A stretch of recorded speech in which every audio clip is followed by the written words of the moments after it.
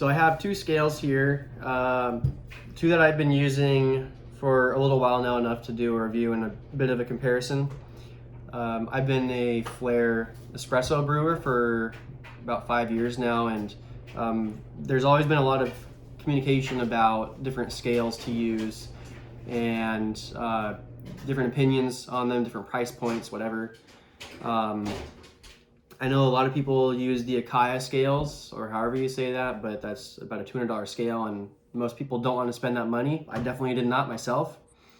So I have two scales in front of me that are very common in the Flair community. One is the Weightman scale and its variants, because this is basically just a rebranded, made in China scale.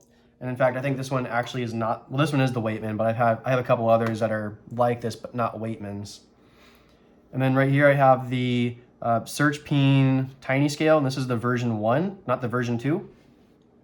So kind of what I want to go over is my thoughts on both of these scales, and also on which one you should buy, and even kind of like a quick review on the version 1. I don't have the version 2 to say anything about it or what features it offers, but what I do know is you can find the V1 for about $10 less than the V2. So if you can get your hands on the V1, at least in my opinion, especially if you're coming from this, getting this for $10 less than the version 2 is well worth your money. So the features on the Weightman are very simple. This is all you get. You get these 4 buttons, and it's replaced, I think it's 2 AAA batteries in the back. The back is nice and snug. Yeah, 2 AAAs. So you got on, off, you can tear it, the mode, which actually I never use the mode. It's probably just the grams versus ounces. And you got a timer right here. Okay, and then it'll show if it's teared out with that circle, the battery life at the time. It's pretty good overall. So for any of my routine, actually here, what I'm gonna do, I have my little Flair base, so you can kind of see this is the Flair 58 base, and mine's really dirty, but you can see how it fits in there nicely. For using it, you can just set your cup on. You have to wait until it tears out, otherwise, because it's still getting the weight, and then you can tear it, right? And then it's good. The timer is also manual only, so you have to press the time button and then it starts going. Overall, it's a very good scale. The downside of this scale I find is 2 things actually. One, I end up having to buy at least one, maybe one each year, because eventually I get a little bit of coffee up here and the buttons stop working, like my on-off button is slowly giving away, which is why I bought this. And also this one has a bit of an issue where it can possibly be 0.3 grams off at any given time. I actually have a little trick that I use with this scale to make it about as accurate as I could possibly can, because sometimes it will record about 0.3 grams off. I'll just kind of show that really quick. Let me grab some coffee here actually.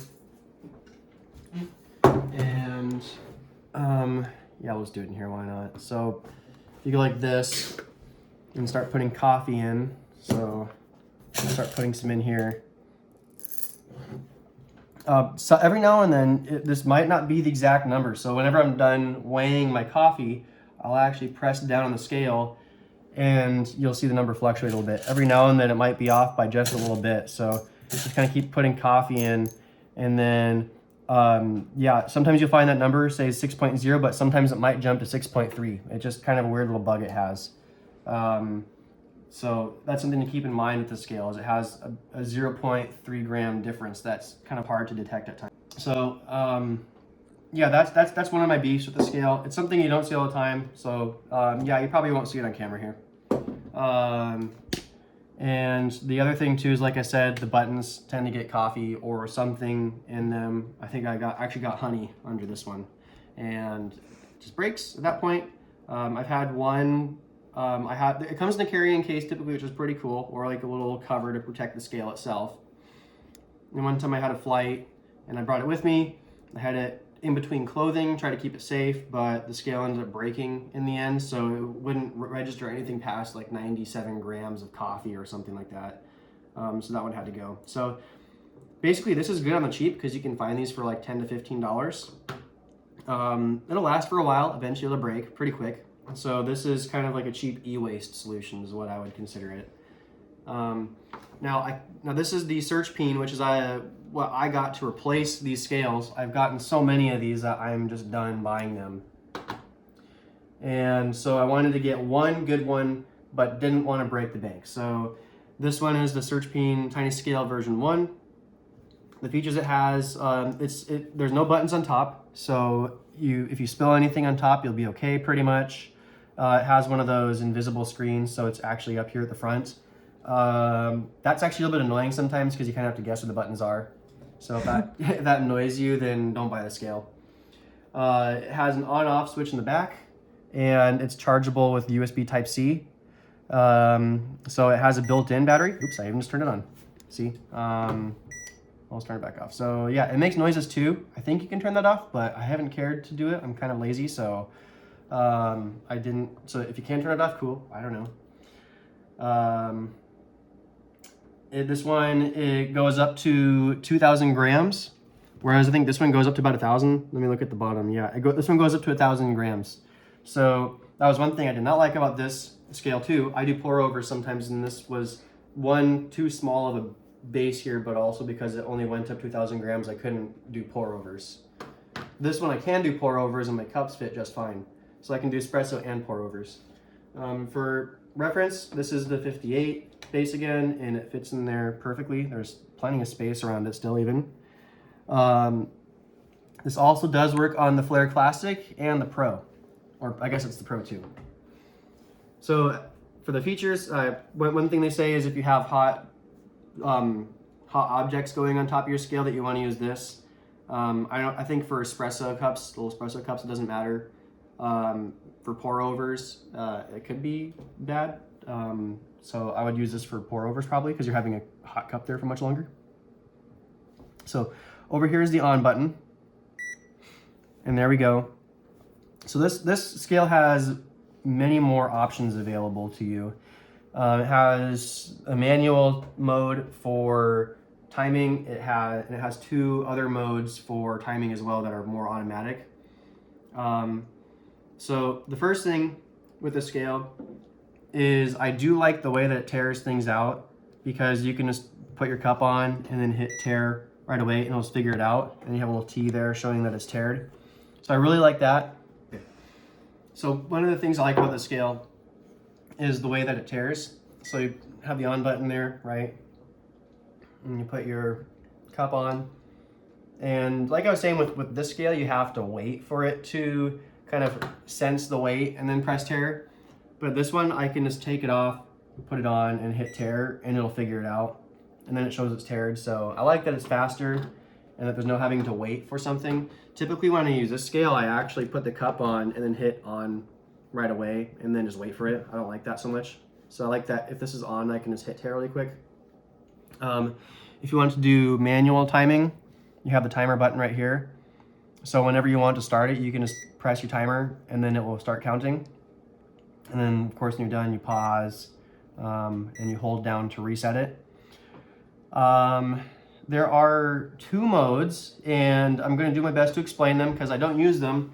I'll be honest, I actually wasn't the biggest fan of the timing modes that they have. They're kind of cool, but they don't fit with my workflow. I think with some people it will though.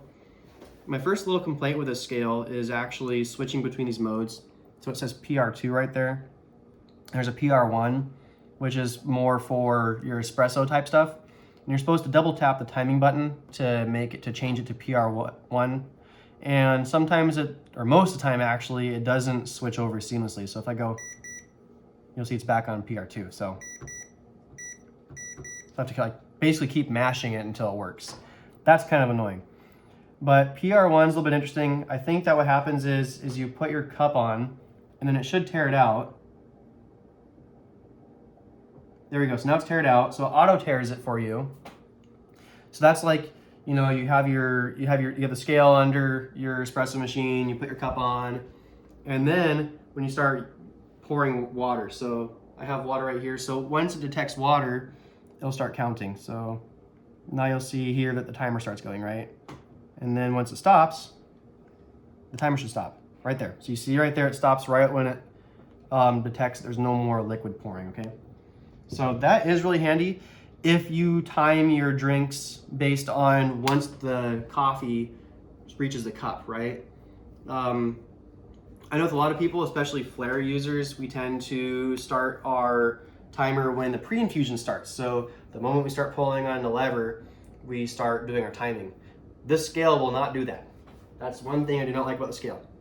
Now the next little bit, oh yeah, then once your cup's gone, it resets. That's the other thing. Now the other one, the PR2 mode, is a little bit different. So PR2 or programmable 2 is meant more for, well, either manual. So this one doesn't work. So you see I press the button to do a time, it doesn't do anything. You have to be in PR2 if you want to do manual times. So let me smash the button until it goes there eventually. So 4 buttons. I think the manual says 2 buttons, that's not 2 buttons. Yeah, so with PR2, this one's meant more for pour overs. So you put your cup on there. It will not auto tear for you, so you have to manually tear it. But this other mode, there's kind of 2 modes lumped into this one. To be completely honest, I don't remember the basic programmable one. I really don't. But what I do know is if you hold down on this right here, you'll see that there's a little drop that pops up right there. And this is its liquid detection here. So this will now do liquid detection. So once water starts pouring on it, then it will start counting down. And I think there's one more weight tearing option in there somewhere, but I don't remember which one it is. I don't use it. But yeah, once I start pouring, the timer will start, and there we go. Now, this is good. You can use this. Now, what kind of sucks is it doesn't count down. I do tend to count down, not up. But the other issue is with how your cup moves. So if you pick up the dripper to swirl, you can never do that with this feature. Because watch closely right here. The moment I pick up the cup, timer stops. And then you'll see it's gonna reset right there. So if you brew in any capacity where you pick up your dripper and swirl it, then this will stop your timer right away. And now you have no idea what time you're at anymore, and you have to guess the rest of the time. I've had that happen, it was kind of annoying. So don't use this mode if you intend to pick up your dripper in any way, because the moment the weight goes backwards, if you even go up just a little bit, it will stop your timer. The moment it loses weight. So all that said, I told you my complaints in detail with this scale. So ultimately, I don't actually use those timer methods. If I had an electric espresso machine, if I wasn't using the flare, then I would probably use the PR1 setting a lot, because I know that there's debates with how you do your timing. Some people start when the pump comes on, some people starts when the water or the coffee starts to hit the cup. I think if I had an electric machine, I'd probably start when the liquid start hitting the cup. So I would use that setting there. For the flare, I would not. This does switch to ounces. I don't know how to. There's a paper manual and it'll tell you how to do all that stuff. So yeah, overall, this is a really good timer. And I think this sells for like $50 usually. And so ultimately, I would definitely pick this one again. Well, assuming it lasts long enough. Now, I guess this comes down to my analysis between the two and which one you should pick. I think obviously it's going to depend on your budget for one. If you're not wanting to spend $50 on a scale, then this one's an obvious choice. I'd pick this one any day of the week. It fits perfectly with all the flares. It's just overall very good. It's also a good kitchen scale too. So I've basically relegated this one to measuring my spices and salts and stuff for cooking. Also having to pay attention to that 0.3 gram thing. Keep that in mind too. Now, if you wanted to spend more, have something that's going to potentially last longer, this one's it. If you're kind of sloppy like me and you are afraid of spilling liquids on your scale buttons, this would be a really good one because I've had lots of liquids pop up here. You know, you get those little sprites of coffee that hit here and makes it all really messy and stuff. I've had that happen a lot, and obviously this scale is not going to get damaged because all the buttons are, you know, touchless or whatever you call it. It's just underneath the screen, whereas this one is physical buttons, so it's going to fall apart. So, yeah. Oh, I guess the last thing too. This one's pretty neat. Is the bottom here is a bit rubberized. It's nice because it will stay in place pretty well. Not so nice because it gets coffee dirt all over the place in the bottom, so you have to wash it regularly. Otherwise, it'll just start sliding around a lot.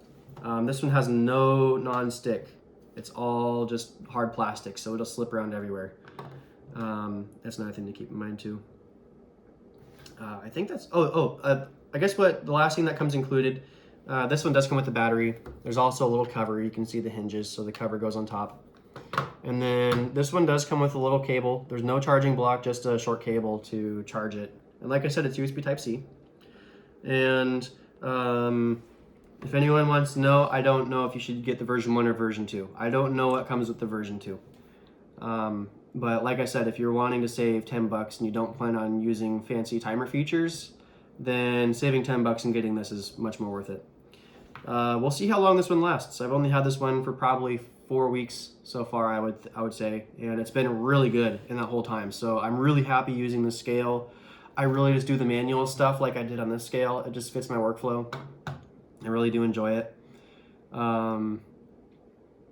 Yeah, so there you go. I hope this helps you with deciding on a scale. If this helps you decide if you wanted to get any one of these two, if you're going to go get something else or whatever. This is just, you know, I've been seeing these going through the flare community a lot, and I think there's good reason for it. They're just good scales overall. This one's kind of a newcomer. I've seen it show up maybe in the last few months, and in the last few days, it's been exploding a lot more because I think it's becoming the new Weightman, honestly. I would definitely say if you're in that category of which one, yeah, definitely get this guy right here. It's meant for coffee. This one is just a jewelry scale, which will break. So, yeah, thanks for watching.